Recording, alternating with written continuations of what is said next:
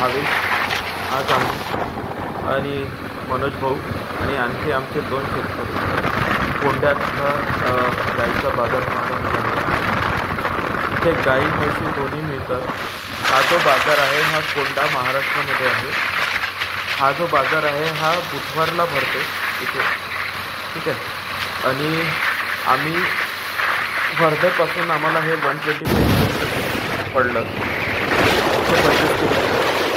आणि रोड इतके सुंदर आहे, मला सांगू नाही शकत नाही. आणि इतका हे कोंड्याच्या जवळपास आल्यानंतर इकडे धानाची शेती खूप आहे. म्हणजे इकडे पाणी मी बघितलं ना, 99% म्हणू शकतो की मी धानच दिसलं मला इकडे. तर आता मी तर माझं इच्छा आहे की दिवाळीत आम्ही इकडे यायचं धान घ्यायसाठी आणि इकडूनच धान न्यायचं स्वतःच्या यूजसाठी.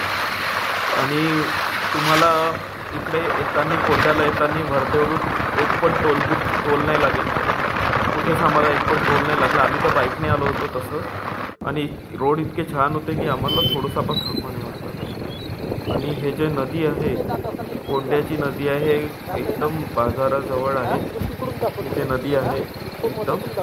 इकडे गाड्या पार्क असतात. आम्ही सहज विचारलं गाडीवाल्याला की तुम्ही किती चार्ज करता वर्धेपर्यंत, तर ते पर गाई आम्हाला 6,000 रुपये बोलले गाडीची रेट.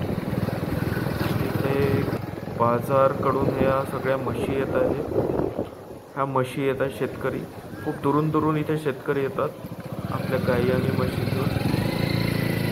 आणि इथं तुम्हाला माहीतच नाही पडेल की गाईची ओरिजिनल प्राईस काय आहे. आपल्याला बोली लावावं लागते आणि त्याला पटलं तर तो देईल, नाही तर तो तुमचे पैसे परत करेल. इथे डॉक्टर पण असतात गाय चेक करायसाठी. म्हणजे तुम्हाला जर वाटत असेल की नाही बा हे गाय खरंच गाभण आहे की नाही आहे, तर तुम्ही त्या डॉक्टरला फीस देऊन चेक करू शकता की माझी गाय चेक करून आम्हाला सांगा की हे गाय गाभण आहे की नाही. डॉक्टरची पण फॅसिलिटीज आहे इथे.